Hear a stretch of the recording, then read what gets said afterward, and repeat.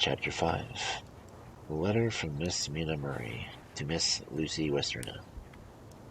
My dearest Lucy, forgive me my long delay in writing, but I have been simply overwhelmed with work. The life of an assistant schoolmistress is sometimes trying. I am longing to be with you and by the sea, where we can talk freely together and build our castles in the air. I have been working very hard lately because I want to keep up with Johnson's studies. I have been practicing shorthand very studiously. When we are married, I shall be able to be useful to Jonathan, and if I can stereotype enough, I can take down what he wants to say this way and write it on a typewriter for him, at which I am also practicing very hard. He and I sometimes write letters in shorthand, and he is keeping a stenographic journal of his travels abroad. When I am with you, I shall keep a diary in the same way. I don't need one of those 2 pages to a week with Sundays squeezed into a corner diaries. The sort of journal which I can write in whenever I feel inclined. I do not suppose there will be much in the interest of other people, but it is not intended for them. I may show it to Jonathan some day if there is in it anything worth sharing, but it is really an exercise book. I will try to do what I see lady journalists do, interviewing and writing descriptions, and trying to remember conversations. I am told that, with a little practice, one can remember all that goes on that one hears during a day. However, we shall see. I shall tell you all my little plans when we meet. I have just had a hurried few lines from Jonathan of Transylvania. He is well, and he will be returning in about a week. I am longing to hear all his news. It must be so nice to see strange countries. I wonder if Jonathan and I, shall ever see them together. There is the 10 o'clock bell ringing. Goodbye, your loving Mina. Tell me all the news when you write. You have not told me anything for a long time. I hear rumors, and especially of a tall, handsome, curly-haired man. Letter. Lucy Westerner to Mina Murray, 17 Chatham Street. Stay.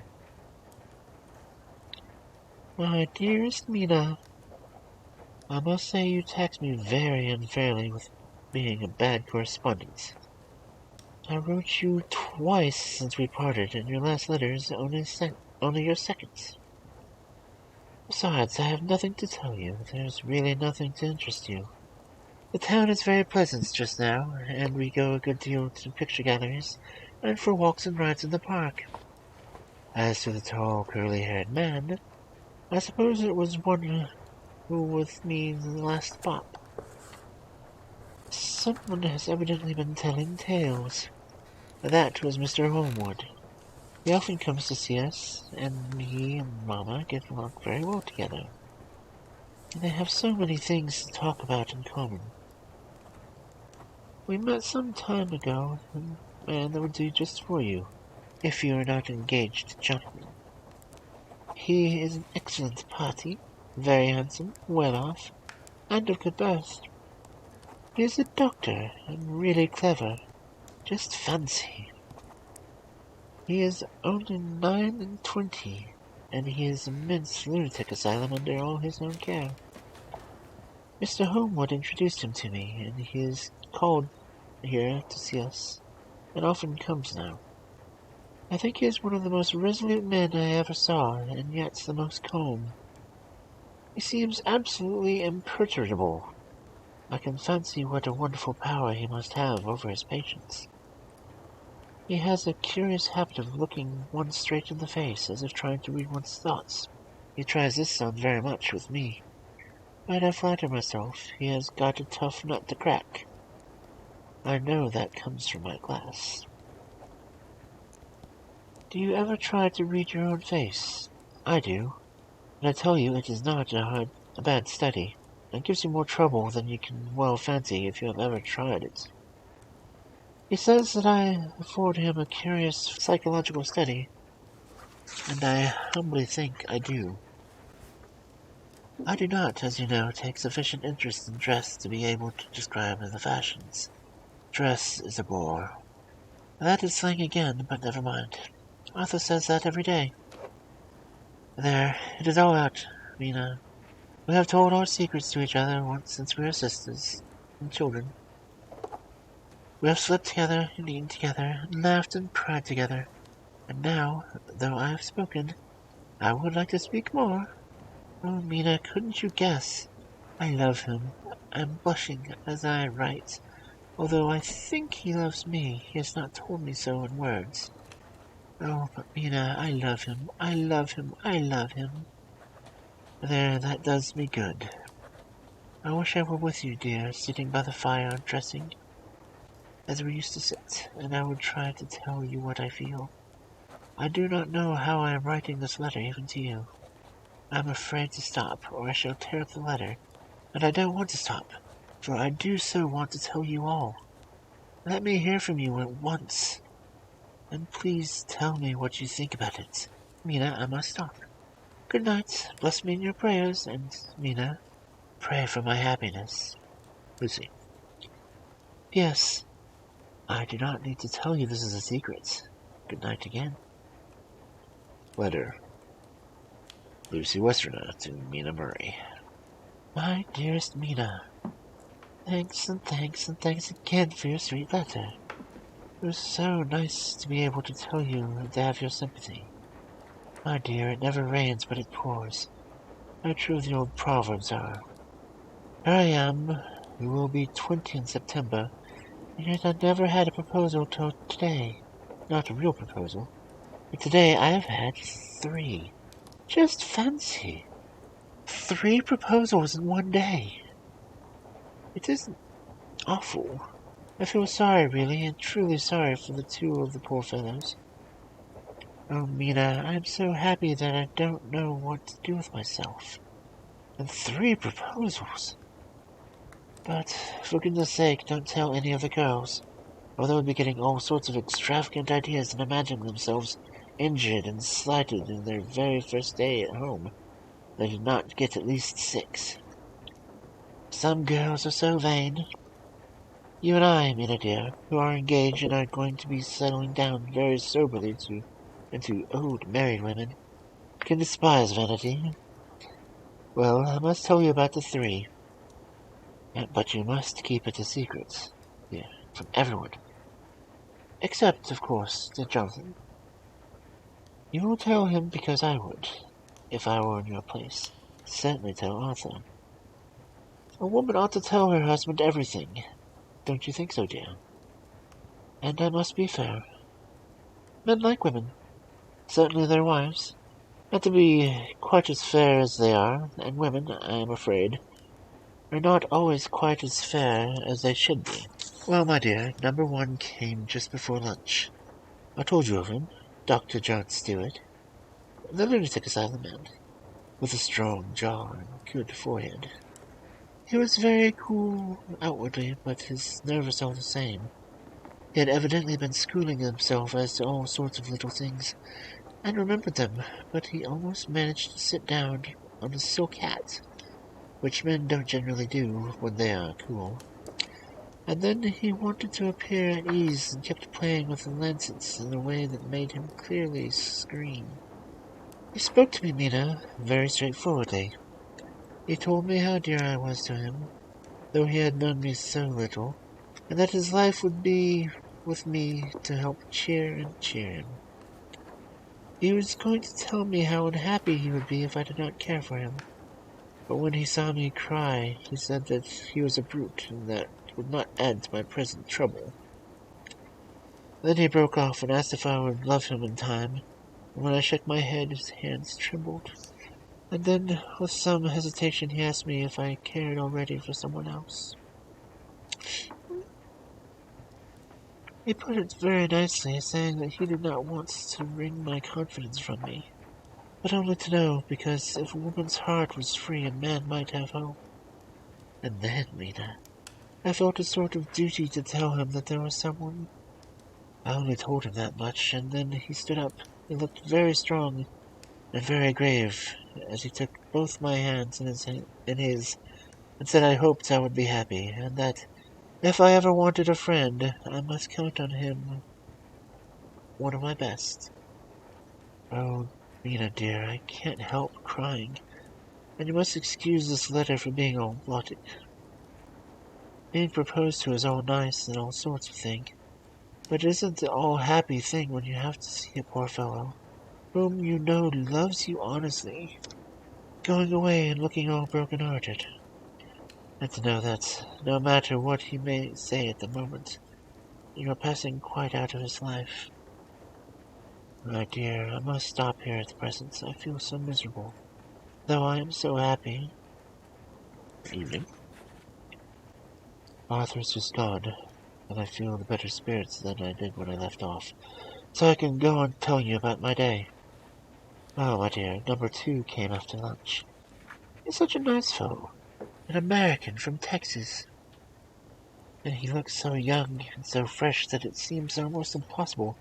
He has been so many places and has had such adventures.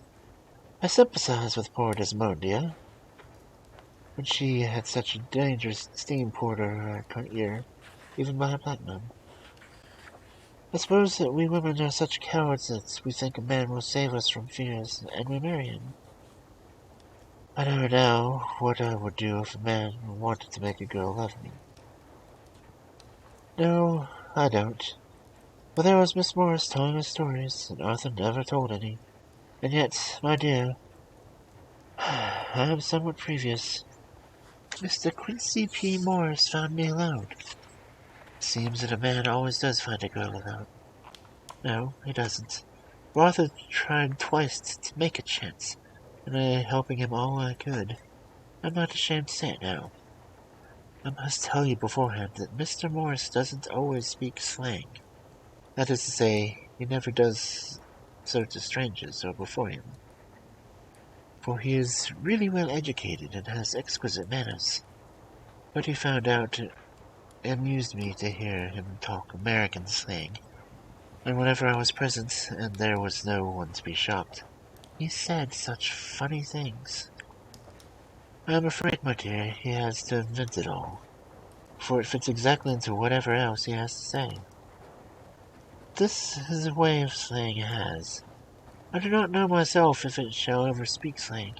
I do not know if Arthur likes it, as I have never heard him use any of yet. Well, Mr. Morris sat down beside me and looked as happy and as jolly as he could, but I could see all the same he was very nervous. He took my hand in his, and said ever so sweetly, "Miss Lucy, I know I ain't good enough to regulate the fixings of your little shoes, but I guess if you were to wait to find a man, that you will go to join them 7 young women with the lamps when you quit. Won't you just hitch up alongside of me and let us go down along the road together driving in double harnesses?" Well, he did look so good-humored and so jolly that it didn't seem half so hard to refuse him as it did poor Dr. Stewart. So I said, as lightly as I could, that I did not know anything of hitching, and that I wasn't broken to a harness at all yet.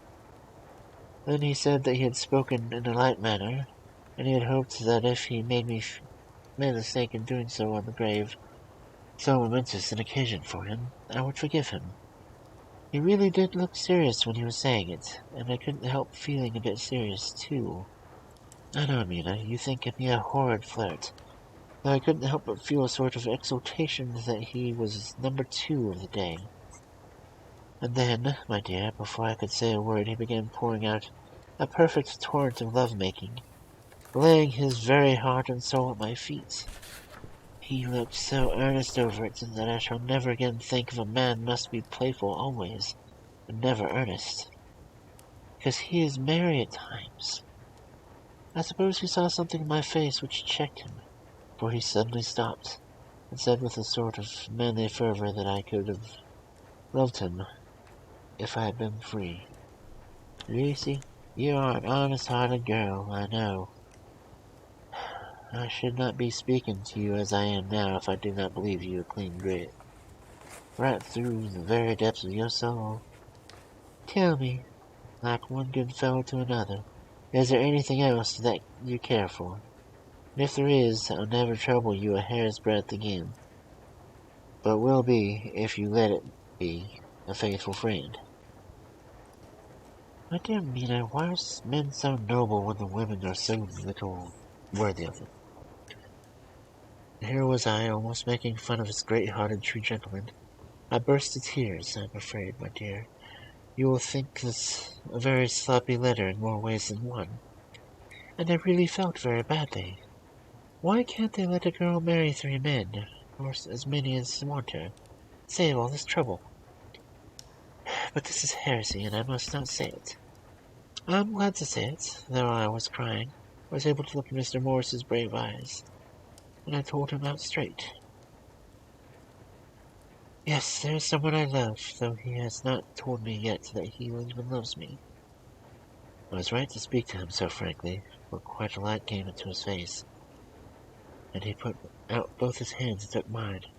I think I put them into his, and in a hearty way. That's my brave girl.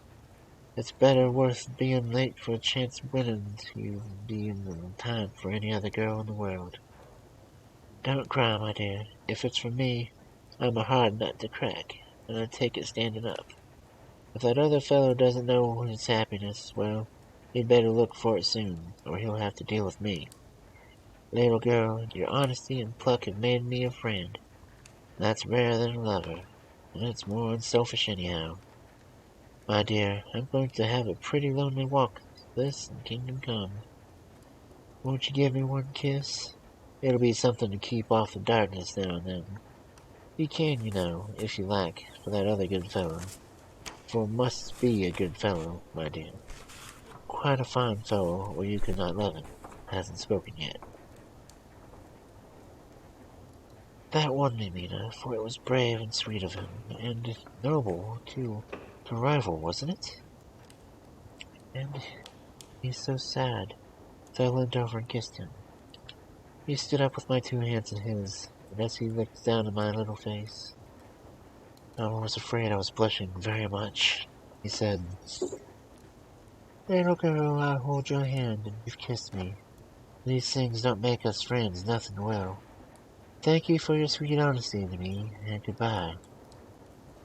He wrung my hand, and taking up his hat, went straight out of the room without looking back, without a tear or a quiver in his paws, and I'm crying like a baby. Oh, why must a man like that be made unhappy, when there are lots of girls who would worship the very ground he trod on?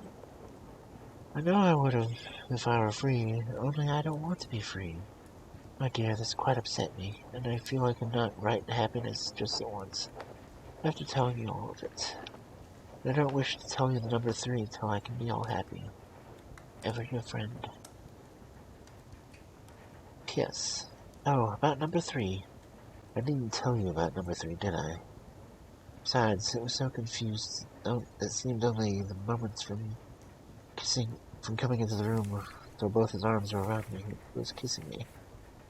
I am very, very happy. I don't know what I have done to deserve it. I must only try in the future to show that I am not ungrateful. His goodness to me is sending me such a lover, such a husband, and such a good friend. Goodbye. Dr. Seward's diary. Captain photograph. 25th of April. Ebb tide and appetite today. Cannot eat, cannot rest, so diary instead. Since my rebuff of yesterday, I have a sort of empty feeling. Nothing in the world seems of sufficient importance to be worth the doing. As I knew that only a cure for this sort of thing was work, I went down amongst the patients. I picked out one who has afforded me a study of much interest. He is so quaint in his ideas, and so unlike the normal lunatic, that I have determined to understand him as well as I can. Today I seem to get nearer than ever before to the heart of his mystery. I question him more fully than I have done before, to the view of making myself master of the facts of his hallucination. In my manner of doing it, there was, I now see, something of cruelty. I seemed to wish him to point out to the point of his madness, a thing which I avoid with the patients as I would the mouth of hell, memory. Under what circumstances I would not avoid the pit of hell. Ame Rame Renalia sunt. Hell has its price. If there be anything behind this instinct, it will be valuable to trace it afterwards accurately. So I had better commence to do so, therefore. R. M. Renfield, 59. Sanguine temperament, great physical strength, morbidly excitable. Periods of gloom ending in some fixed idea which I cannot make out. I presume that the sanguine temperament itself and the disturbing influence end in a mentally accomplished finish. A possibly dangerous man. Probably dangerous is useful and unselfish. If selfish men caution to secure an armor of their foes for themselves. What I think of this on this point, when self is the fixed point of centrifugal force is balanced with the centrifugal. When duty, a pause, etc., is a fixed point, the latter force is paramount, and only accidents or a series of accidents can balance it. Letter. Quincy P. Morse to the Honorable Arthur Homewood. My dear Ott, we've told Johns about the campfire in the prairies and dressed one another's wounds after trying to land in the Marquesas, and drunk heaths on the shore of Titicaca. There are more yarns to be told, and other wounds to be healed, and another health to be drunk. Won't you let this be at my campfire tomorrow night? I have no hesitation in asking you, as I know for certain lady is engaged into a certain dinner party, and that you are free. There will only be one other, our old pal in Korea, Jack Seward. He's coming too, and we both want to mingle our weeps of wine cup, drink the health with all our hearts to the happiest man in the wide world, who has won the noblest heart that God has made, and the best worth winning. We promise you a hearty welcome and a loving greeting, and a heath as true as our own right hand. We shall both swear to leave you at home if you drink too deep to a certain pair of eyes. Come. Yours as ever and always, Quincy P. Morris. Telegram from Arthur Holman to Quincy P. Morris. Count me in every time. I bear messages which will make both your hearts your ears tingle. Chapter 6. Mina Murney's Journal. 24th of July, Whitby. Lucy met me at the station, looking sweeter and lovelier than ever. Then we drove up to the house at the Crescent, in which they have rooms. This is a lovely place. A little river, the Esk, runs through a deep valley which broadens out as it comes near the harbor. A great viaduct runs across, with high piers, through which the view seems somehow farther away than it really is. The valley is beautifully green. It is so steep that when you are on high land on either side and look down, you look right across it, unless you are near enough to see down. The houses of the old town, the side away from us, are all red-roofed and seem piled up one over another anyhow, with the pictures we see in Nürnberg. Right over the town is the ruin of Whitby Abbey, which was sacked by the Danes, and which is the scene of part of a memoriam, where the girl was built up into the wall. It is a most noble ruin, of immense size, and full of beauty and romantic hints. There is a legend of a white lady who is seen in one of the windows. Between us and the town of another church, the parish one, round which is a big graveyard, all full of tombstones. This is, to my mind, the nicest spot in Whitby, for it lies right over the town, and has full view of the harbor and all up the bay where the island called Kettleness stretches out into the sea. It descends so steeply over the harbor that part of the bank has fallen away. Some of the graves have been destroyed. In one place, part of the stonework of the grave stretches out over the sandy pathway far below. There are walks, seats beside them, through the churchyard, and people go there and sit all day long looking at the beautiful view and enjoying the breeze. I shall come and sit here every so often myself and work. Indeed, I am writing now, with my books on one knee, listening to the talk of 3 old men who are sitting beside me. They seem to do nothing all day but sit up there and talk.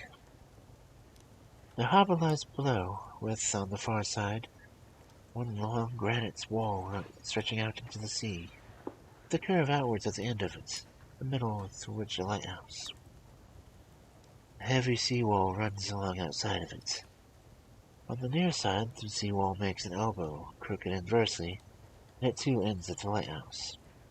Between the two piers there is a narrow opening into the harbor, which, when suddenly, widens.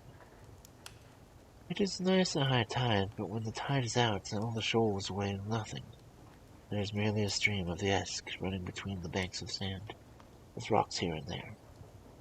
Outside the harbor on this side, there rises about half a mile of great reef, the sharp edge of which runs straight out behind the south lighthouse. At the end of it is a buoy with a bell, which swings in bad weather, and sends a mournful sound on the wind. I have a legend here that when a ship is lost, the bells are heard out at sea. I must ask Old Man about this. He is coming this way. He is a funny old man. He must be awfully old, for his face is all gnarled and twisted like the bark of a tree. He tells me that he is nearly 100, that he was a sailor in the Greenland fishing fleets when Waterloo was fought. He is, I am afraid, a very skeptical person, but when I asked him about the bells at sea and the White Lady at the Abbey, he said very briskly, "I wouldn't fish, Mattel." About them, miss. Them things all be wore out. Mind, I don't say that they never was, but I do say that there wasn't in my time. They be all very well in comers and trippers and like, but it's not for a nice young lady like you. Them feet folks from the York and Leeds, that all be eating and carrying haired and drinking tea and looking out on cheap jet they could creed out. I wonder, Massel, who'd be bothered telling them lies, even newspapers, which is full of flawed talk. I thought he would be a great person to learn interesting things from. So I asked him if he would mind telling me some whale fishing in the old days. He was just setting himself to begin when the clock struck 6, whereupon he labored to get up and said, "I must gang againwards home now, miss. My granddaughter doesn't like being kept waiting when the tea is ready, and it takes me for a criminal boon geese. For there be a many of 'em, miss, and I lack belly timber. Sorry by the clock." He hobbled away, and I could see him hurrying as well as he could down the steps. The steps are a great feature of the place. They lead down from the top to the church. There are hundreds of them. I do not know how many. And they wind up in a delicate curve. The slope is so gentle that a horse could easily walk up and down them. I think they must have originally been something to do with the Abbey. I shall go home too. Lucy went out visiting with her mother, and they were on duty calls. I did not go. They will be home by this. August 1st. I came up here an hour ago with Lucy, and we had most interesting talks with my old friend, with 2 others who always come to join him. It is evidently a Sir Oracle of them. I should think must not have been the time of most dictatorial person. He will not admit anything, and down-faces everybody. If he can't out-argue them, he bullies them, then takes their silence for agreement with his views. Lucy was looking sweetly pretty with her white long frock. She has got a beautiful color since she has been here. I noticed that the old men did not lose any time in coming up and sitting near her when we sat down. She is so sweet with old people. I think they all fell in love with her on the spot. Even my old man succumbed and did not contradict her, but gave me double share instead. I got him on the subject of legends, and he went off at once in some sort of sermon. I must try to remember it all and put it down. It be all fool talk, lock, stock, and barrel. That's what it be, and nowt else. These bands and wafts and bagginos and barguests and boggles and all ain't them is only fit for the bairns and the dizzy women and bloodern. They be nowt all airblibs. Anagrams and signs and warnings, being all invented by parsons and Ilson-looking bout bodies, and railway touters and skier and scunner halflings, and to get folks to do something they don't do otherwise. It makes me airful to think of 'em. Why, it's them that's not content to the printing lies on paper and preaching them out in pulpits, does want to be cutting them in the tombstones. Look here, all round you, and what art ye will, all the stains holding up their heads as well as they can, put out in their pride, askance simply tumbling down with the weight and the lies wrote on 'em. Here lies a body, or sacred to the memory, wrote on all of 'em, and yet not half of them ain't no bodies at all, and the memories of them cared and pinched snuff about, much less sacred. Lies, all of 'em, nothing but lies of one kind or another.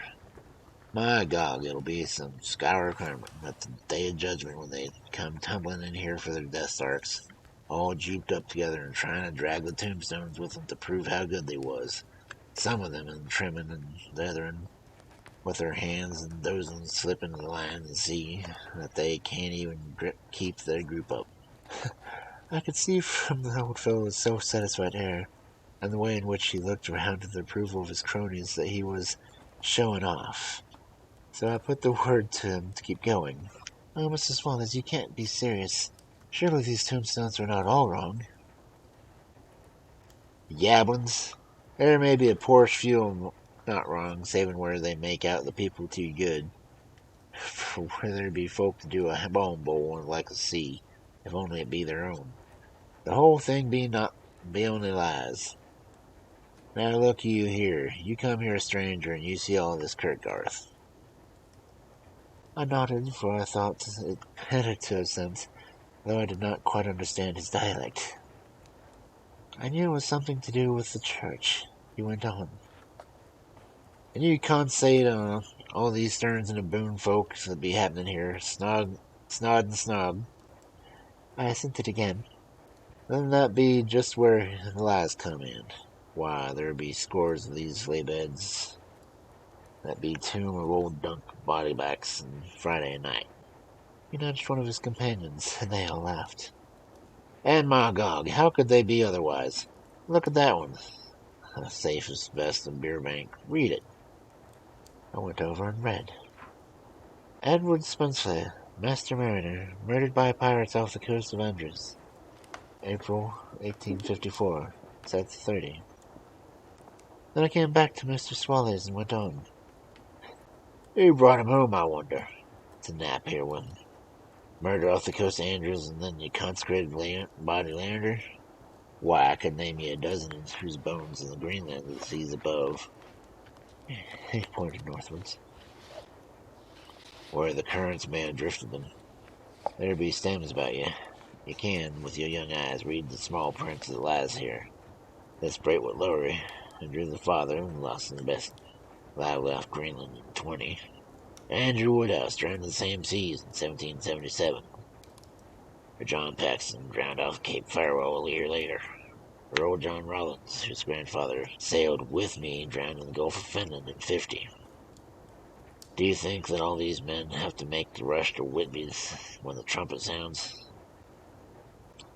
Me and them Atherums boot it. I tell you that when they got them, if they're out jostling one another, that they come head up like a fight in the icy old days, when they'd be at one another from daylight to dark and trying to tie up the cuts and lighten the Aurora Borealis. This was evidently local pleasantry, for the old man crackled over it, and his cronies joined his gusto. But, I said, surely you are not quite correct, for you start on the assumption that all the poor people or their spirits have to take their tombstones with them on the day of judgment. Do you think that will be really necessary? Well, what else are tombstones for? Answer me that, miss. To please the relatives, I suppose? To please the relatives, I suppose. This he said with intense scorn. How what pleasure their relatives to know that lies is wrote over them, and that everybody in this place knows they be lies. He pointed to a stone at our feet which had been laid down on the slab, on which the seat was rested close to the edge of the cliff. "Read the lines of that thrust in," said he. The letters were upside down to me from where I sat, but Lucy was more opposite to them. She leant over and read, "Sacred to the memory of George Kennan, who died, in the hope of glorious resurrection, on July 29th, 1873, falling from the rocks at Kettleness. This tomb is erected by his sorrowing mother for her dearly beloved son. He was the only son of his mother, and she was a widow. Really, Mrs. Willis, I don't see anything very funny about that." She spoke her comments very gravely and somewhat severely. "You don't see how funny. That's because you don't know, and the sorrowing mother was a hellcat that hated him because he was a regular Latimer. He was, and he hated her so that he committed suicide and others that she might not get insurance and put on his laugh. He blew nigh the top of his head off with an old musket they had been scaring the crows with. Torrent for crows, and for it brought the plagues to the dwarfs. Then, that's the way he fell off the rocks, and that's the hopes of his glorious resurrection. I've often heard him say in Massel that he hoped he'd go to hell, for his mother was so pious that she'd be sure to go to heaven, and he didn't want to have to deal with her. Now isn't that stain at any rate?" He hammered down with a stick as he spoke. "Pack of lies, and it won't make Greco cackle. When Jordy comes panting up the green with the tombstone balanced on his hump, as it looks that took the evidence." I did not know what to say, and Lucy turned the conversation, rising up. "Oh, why did you tell us this? This is my favorite seat, and I cannot leave it. And now I must go on sitting here over the grave of suicide." "That won't harm you, my pretty, and it may make poor George Gladstone to have so trim a lass sitting on his lap. That won't hurt you. Why, I've sat here off and on for nigh 20 years past, and it hasn't done me no harm. Don't you fash about them lies under ye, or that doesn't lie there either. It'll be time for you to be getting the skirt when ye tombstones all running away, and the place will be a baresome stubble field. There's the clock. I must go. My service to thee, ladies." And he hobbled off. Lucy and I sat a while, and it was so beautiful before us that we took hands as we sat. And she told me all over again about Arthur and their coming marriage. That made me just a little heartsick, for I haven't heard from Jonathan for a whole month. The same day. I came up here alone, for I am very sad. There was no letter for me. I hope that there cannot be anything the matter with Jonathan. The clock has just struck 9. I see lights scattered off over town, sometimes in rows where the streets are, and sometimes singingly.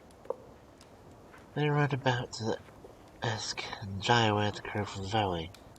To my left, the view is cut off by a black line of the roof of the old house next to the abbey. The sheep and lambs are bleating in the fields right away behind me, and there's a clatter of the donkey's hooves up the paved road below. The band on the pier is playing a harsh waltz in good time, and farther along the quay, there's the Salvation Army meeting in the back street.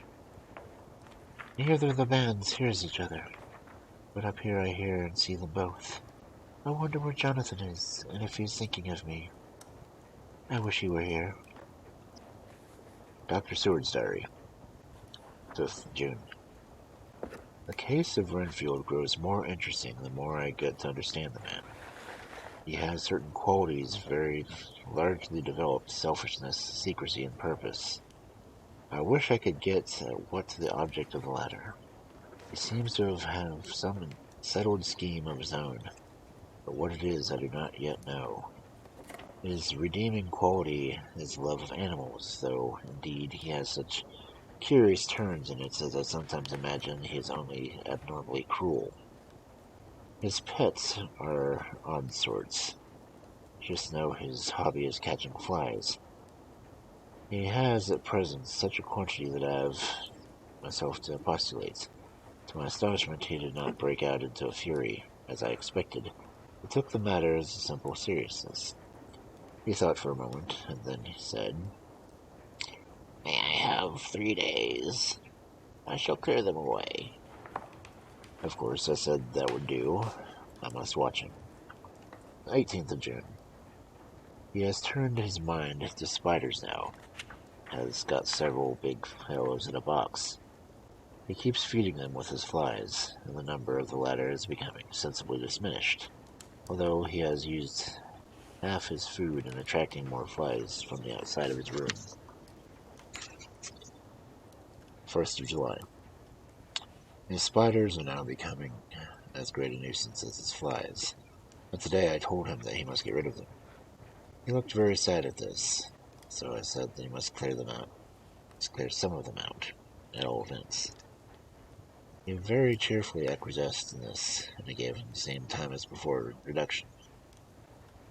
He disgusted me much while with him, for when a horrid blowfly, loaded with some carrion food, buzzed into his room, he caught it, held it exultingly for a few minutes between his fingers and thumb, and before I knew what he was going to do, put it in his mouth and ate it. I scolded him for it, but he argued quietly that it was very good and very wholesome, that it was life, strong life, and gave life to him. It gave me an idea, or a rudimentary one. I must watch how he gets rid of his spiders. He has evidently some deep problem in his mind, for he keeps a little notebook in which he is always jotting down something. Whole pages of it are filled with masses of figures, generally single numbers added up in batches. When the total is added, batches again, as though he were focusing some account, as the auditors put it. 8th of July. There is a method to his madness, and the rudimentary idea in my mind is growing. It will be a whole idea soon, and then, unconscious celebration. You will have to give the wall to your conscious brother.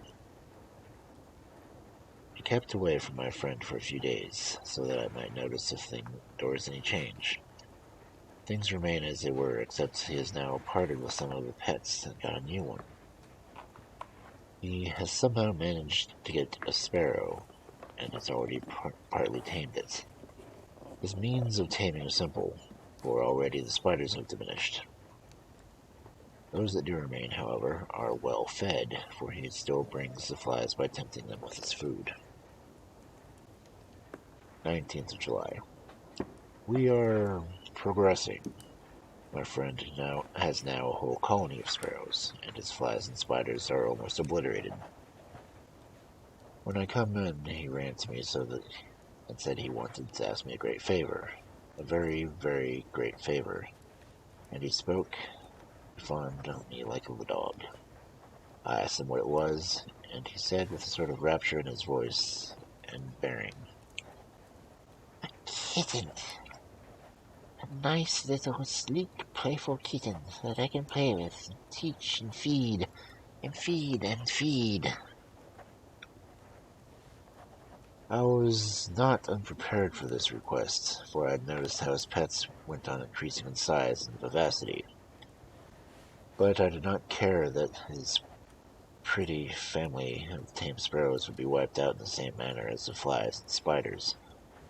So I said I would see about it, and asked him if he would rather not a cat than a kitten. His eagerness betrayed him in his answer. "Oh, yes, I would like a cat. I wouldn't ask for a kitten unless you should refuse me a cat. No one would refuse me a kitten, would they?" I shook my head, and said that at present it would not be possible, but that I would see about it.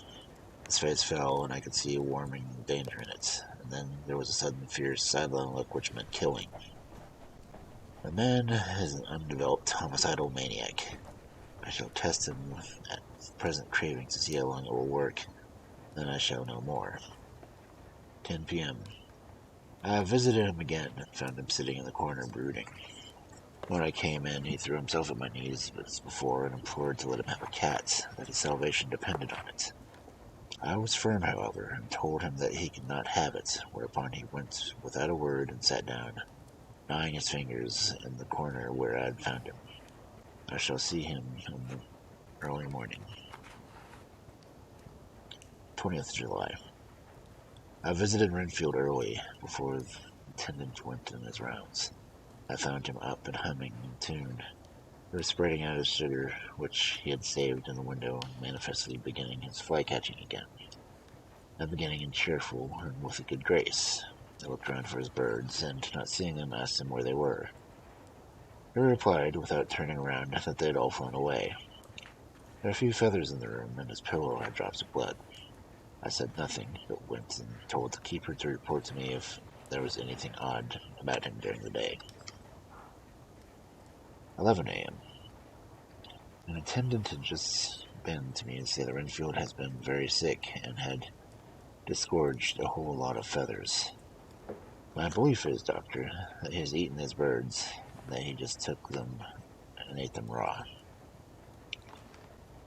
11 p.m. I gave Renfield a strong opiate tonight, enough to make even him sleep, and took away his pocketbook to look at it. The thought that was been buzzing in my brain lately is complete, and my theory proved. My homicidal maniac is of a peculiar kind. I shall have to invent a new classification for him. Call him a zoophagous, life-eating maniac.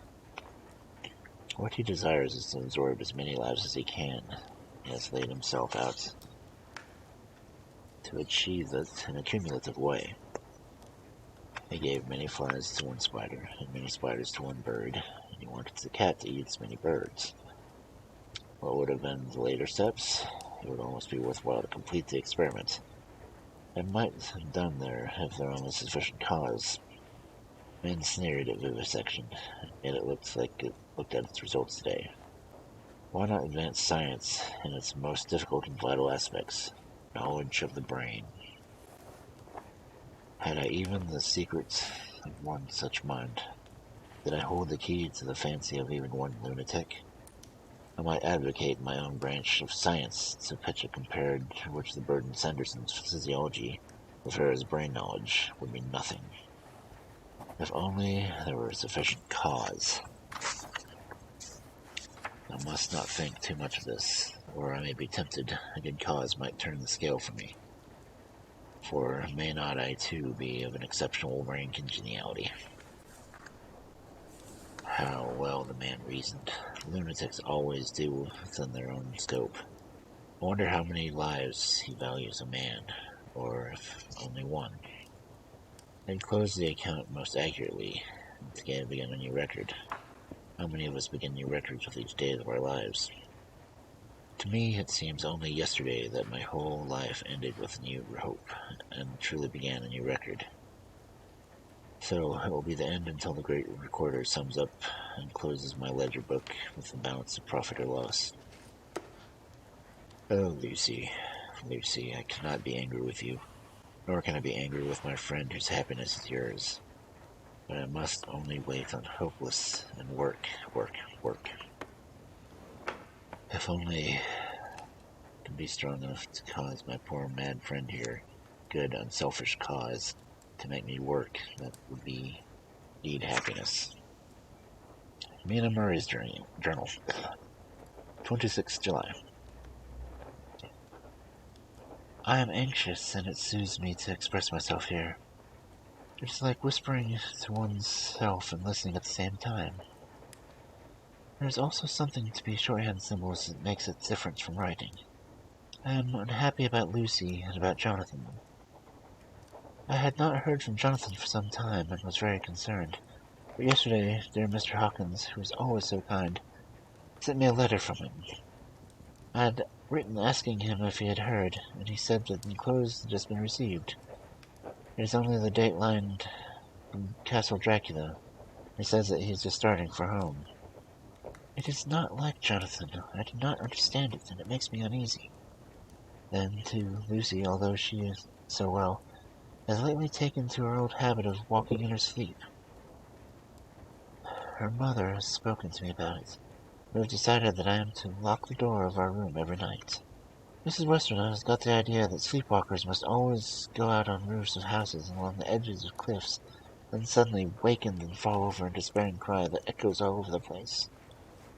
Poor dear, she is naturally anxious about Lucy, and she tells me that her husband, Lucy's father, had the same habit, that he would go out in the night, dress himself up and go out, if he were not stopped. Lucy is to be married in the autumn, and she is already planning out her dresses. Now our house is to be arranged. I sympathize with her, for I do the same. Only Jonathan and I will start in life in a very simple way. I shall have to make both ends meet. Mr. Holmwood, he is the Honourable Arthur Holmwood, only son of Lord Godalming, is coming up here very shortly, as soon as he can leave town, for his father is not very well. I think dear Lucy is counting the moments till he comes. She wants to take him up to the seat of the churchyard cliff and show him the beauty of Whitby. I dare say it is waiting which disturbs her. She will be all right when he arrives. 27th of July. No news from Jonathan. I am getting quite uneasy about him. Though why I should, I do not know. But I do wish that he would write, if it only a single line. Lucy walks more than ever. Each night I am awakened by her moving about the room. Fortunately, the weather is so hot that she cannot get cold, but still the anxiety and the perpetually being wakened is beginning to tell on me.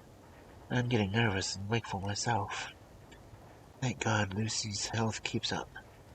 Mr. Holmwood has suddenly called to ring to see his father, who has been taken seriously ill. Lucy frets at the postponement of seeing him, but it does not touch her looks. She is a trifle stouter, and her cheeks are lovely rose pink. She has lost that anemic look that she had. I pray it will last. 3rd of August. Another week gone and no news from Jonathan. Not even to Mr. Hawkins, from whom I have learned. Oh, I do hope he is not ill. He surely would have written. I look at the last letter of his, but somehow it does not satisfy me. He does not read like him, and yet it is his writing. There is no mistake of that. Lucy has not walked much in her sleep in the last week. There is an odd concentration about her which I do not understand. Even in her sleep she seems to be watching me. She tries the door, finding it locked. She goes about the room searching for a key. August 6th. Another 3 days and no news. The suspense is getting dreadful. If I only knew where to write or where to go, I should feel easier. But no one has heard a word of Jonathan since his last letter. I must only pray to God for patience. Lucy is more excitable than ever, but is otherwise well. Last night was very threatening, and the fishermen say that there are signs of a storm. I must try to watch it and learn the weather signs. Today is a grey day, and the sun right is hidden in the clouds, high over Kettleness. Everything is grey, except the green grass, which seems like emerald amongst it. Grey earthy rock, grey clouds, tinged with the sunburst at the far edge, hang over a grey sea, which is sand points stretched like grey fingers. The sea is tumbling over in the shadows and sandy flats with a roar, muffled in the sea mist drifting inland. The horizon is lost in grey mist. All its vastness and the clouds are piled up like giant rocks.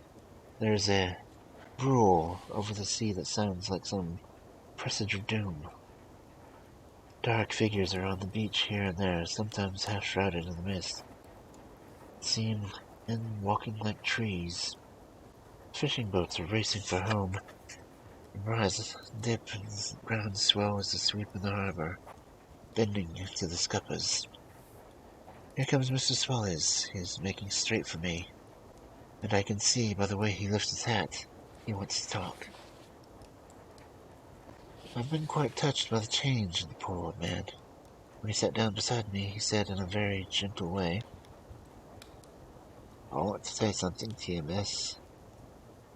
I could see he was not at ease, but I took the poor fellow's wrinkled hand in mine, and asked him to speak fully, so he said, leaving his hand in mine, I'm afraid, my dearie, that I must have shocked you by all the wicked things I've been saying about the dead, such like for weeks past, but I didn't mean them. I want you to remember that when I'm gone, we old folks might be baffled, with one foot blocking the traffic cool. Don't altogether like to think of it. We don't want to skirt of it. That's why I've been taking the neck and boot of it, so that I cheered up my own heart a bit. But Lord loves you, miss. I ain't afraid of dying not a bit. I don't want to die if I can help it. My time must be nigh at hand now, for I be old. 100 years is so much for any man to expect. So I'm so nigh to the old man is already wetting his scythe. See, I can't get out of bed of Nathan, but it all at once in the chest. Or wag as I used to. Some day it seems the angel of death will sound his trumpet for me. And don't ye know a greeting, my dearie. I saw that I was crying. If he should come by this very night, don't refuse to answer his call. But life be, after all, only waiting for something else that what been doing. Death be all that we can rightly depend on. But I'm content, for it's coming for me, my dearie, coming quick. And maybe coming while we be looking and wondering. Maybe it's that wind over there that's bringing seas and bringing loss and wreck, sort of distress and sorrow how it's. Look, cried suddenly. There's something in that wind, that hush beyond the sounds. It looks and tastes and smells like death. It's in the air. I feel it coming. Lord, make me answer cheerful with my tongue helps. He held up his arms, make me answer cheerful. Well, held up his arms devoutly and raised his hat. His mouth moved as though he were praying. After a few silence, he got up, shook hands with me, and blessed me. Said goodbye and hobbled off. It all touched me and upset me very much. I was glad that when the Coast Guard came along with a spyglass under his arm, he stopped to talk to me, as he always does, but all the time he kept looking at the strange ship. Can't make her out, he said. She's a Russian by the look of her, but she's knocking about in the queerest way. She doesn't know her mind a bit. She seems to see the storm coming, but can't decide whether to run up north to the open or put up here. Look there again. She steered mighty strangely, for she doesn't mind the hand of the wheel. Changes about with every puff of wind. We'll hear more of her before this time tomorrow.